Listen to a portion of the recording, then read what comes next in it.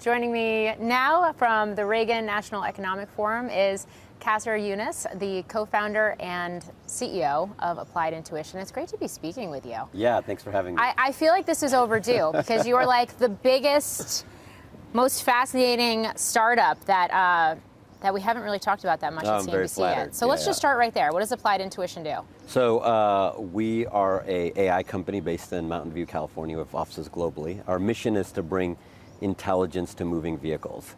So when you think about AI, you often think about, today it's like on these screens, ChatGPT. All of this stuff is ultimately making into cars and trucks and tanks and planes. And so these machines, which historically are quite simple, they're human operated, are increasingly becoming kind of teaming, where the machine is thinking along with the operator and ultimately fully autonomous. So in the consumer experience, you see things like Tesla FSD, or the Waymo cars that are both there in Southern California and in San Francisco, but we build all the technology in the background that goes into all these different types of machines. So you're working with everybody, you're working with the Teslas and the Waymos of the world and anybody else who needs it? Yeah, exactly. So we're a dual-use company, so which means most of the work that we do is in the commercial side, actually. So cars, trucks, et cetera. But early on in the company's history, we started working on the defense side, so both with the primes and also with the DoD. I think it was about a year after the company was started, so a while ago now. And but bring similar technology, intelligence into these vehicles. So in terms of, we were having these conversations now about robo-taxis and that maybe this is the year where this becomes more mainstream as we see more cities begin to adopt more self-driving vehicles on their roads. Do you think that's the case? We're finally at a tipping point? Absolutely. So, with all technologies, it's kind of like you get this big boom of excitement and then the reality of actually making the technology go from something that's in research to actually something you can use. And what we mean by something you can use is something that's cheap and effective and available, broadly and generally available. And I think finally now, especially with Tesla and Waymo and a bunch of other companies, you're starting to see the proliferation of this technology into the mainstream. And so if you think, one way to think about this is like mobile phones. Like, when did mobile emerge? You had bricks, these big phones in the 90s, and then you had the Razor, Motorola Razors, you remember that? Oh yeah, then it's cutting edge. iPhone, yeah. But there's no specific date. It's just at some point everyone has a phone, and and I think autonomy is going to be the same way. The rise of intelligence machines, I think, is the next big wave in AI. The current wave is language models and assistants, and then it's really making it into the real world. So broadly speaking, physical AI. And of course, that's where you're positioned. And that's where we are, incidentally. Is the technology safe? Is it ready for prime time? Yeah, absolutely. I think so. No technology is absolutely perfect all the time. Even airplanes, which are 100 years old, have issues. But generally speaking, the way that me and you would describe it, which is it as safe as a human? Can it reduce accidents on mines or in construction zones? Can it help the warfighter be more effective in executing their mission? Like, yes is all the way across the board. And I think where the public discourse is going to be is, well, should we put rules and regulations around that? And if you look at like the car didn't just emerge in America. It took decades and decades. The stop sign, I'm from Detroit, so I was born in the car business. I grew up in the car business. I went to the General Motors Institute. If you look at the car business as a great kind of example, the stop sign itself, just the octagon red, bold letters, that takes 30 years in the United States to really commonize. And even though the car's invented... That's crazy. I did not know that. And even though the car's invented in 1886, the Department of Transportation only emerges in 1967. So, we can't wait on regulations to come and, figure all this stuff out for us. So there are other proxies, like, is this thing safer than what the human would do in terms of like passenger cars? I think we're at that point now. It sounds like you got an interesting origin story. If your roots are in Detroit and you went through the General Motors Institute. Yeah, absolutely. Very much, I think my background represents what's happened in America in many ways. I not only went to school there and worked there, but I started in manufacturing. And as many people know, Michigan and Detroit used to be the beating heart of this country. And somehow we lost that over 50 years. And my own pragmatic and practical kind of change was Silicon Valley is where it's at, and 20 some years ago I made that cold decision, and it's but the whole country is going through something similar, which is a bit of a retooling of what our expertise is. So speaking of GM, I came in contact with your technology on a trip with the U.S. Army, where you basically rigged a GM vehicle, a light tactical vehicle, to be fully autonomous. You did it very quickly, too. Yeah, 10 days. So Army Secretary Driscoll visited a number of companies, including us, and he saw some of our technology on the commercial side, and he said, well, why can't we get this on an Army vehicle? And said, we can, we just need some leadership and we need to cut through some of the, let's say, red tape that's required to do this. So they sent over a couple of vehicles, including an infantry squad vehicle. In 10 days, we had it running autonomously, and I think that was surprising to the Secretary and to lots of folks in the Pentagon, which generally get these, views that everything takes months and quarters and years.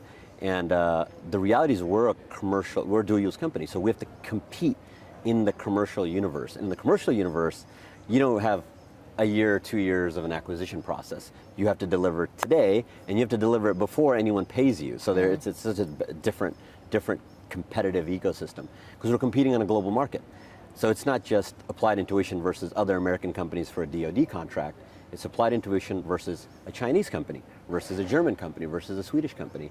And so we have to be the best globally. And I think we can take that same skill set and apply it to our, our needs in the DoD. And I think it was very positively received. Yeah. You said you started with defense, your dual use. Most of your business is commercial. Do you think we're at a moment with some of the, like I think about the Army Transformation Initiative or some of the other shifts and technology priorities that seem to be coming to the Pentagon more broadly right now? Do you think finally we're poised to see more autonomy, more software, more startups like yours be able to work with and realize meaningful revenue from DoD? I think for two reasons. One is the policymakers themselves are recognizing this is a problem and have for a little bit, but are actually taking action now, which is fantastic. And I think secondly, just in our private lives, you can't use ChatGPT every day and not think, what is the implications on all the other stuff? If you actually look at enterprise software broadly in Silicon Valley history, it really, the pull comes more from consumers, because once you get a really great phone experience and you go to your work and you have really bad software there, you actually look for better software as just a buyer of software as a company. And I think there's some version of that happening in the DoD, which is like, whoa, we have such great technology, so cheaply available in the commercial ecosystem. Why are we not taking advantage of those same companies in the defense apparatus? And I think culturally also, maybe 10 years ago, Silicon Valley, you had people in Silicon Valley that were resistant to working on defense tech. I think all of that is gone. Like that's been pushed away, and I think it's been pushed away for a number of different reasons, but it's net super positive. Our view as a company has always been, you can't be an American company, live in this country, be a citizen, and not support the government, and specifically the Department of Defense. If small and large tech companies don't support the Department of Defense, we are in an extremely bad situation. Because our adversaries, it's beyond support. They are hand in glove. The military and civilian apparatus and some of our adversaries is one.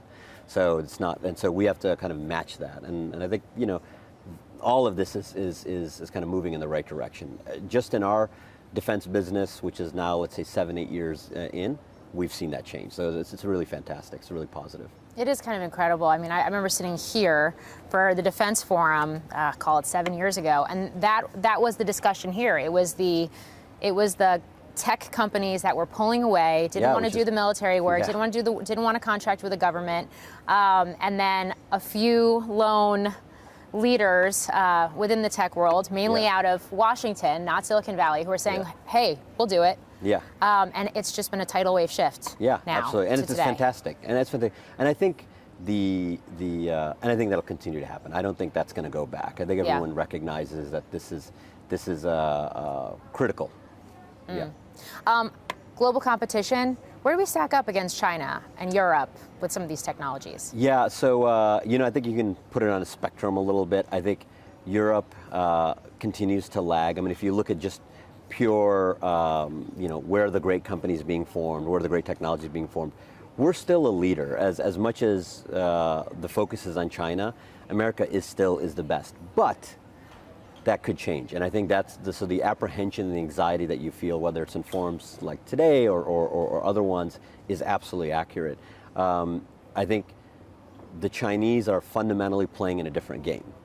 IP is not something that is regarded. I mean, the government owns all the land, and just basic fundamental things that we hold to be true in the United States and Western capitalist democracies just are not true there. So I think the key question in this competition with China is, how do we compete when we're not playing by the same rules? And the specific rules I'm talking about is IP theft. The reality is very simple. If we had factories in Detroit that are $1 billion to $5 billion to make, and they were just being lifted and taken to another country, that would be a big problem.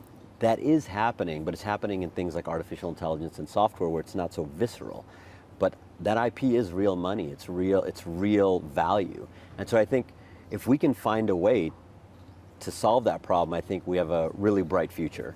And I think if we don't, then we need to take policies and take actions that protect America and protect American companies. But overall, I think we're quite competitive, and I think though we have to be pretty sharp about what's happening. Has your company experienced that IP theft, or is it more just that you're seeing it looking across the landscape? There is no hard tech company in Silicon Valley, including software, AI, and hardware companies, that don't have that pressure. None. I think you're completely living in some sort of fantasy if you don't believe that's happening. Now the question is, what do you do about it? And so each company deals with it differently. And a lot of companies, I think, put their head in the sand and they say, well, that's just how it is. And I don't think that's the way we should act. And so you can take actions as a company, but you would also take actions as a community, that's the Silicon Valley community, or a country, which is broadly the US, and say, hey, this is not the way we need to interact. I mean, what's really happened, if you look at the last 50 years with Nixon going to China all the way to today, if you put that on a kind of with the Berlin Wall, we're right here, next to a piece of it, is the memo went around the world, which was, capitalism is the answer. And that wasn't always the answer 50, 70 years ago.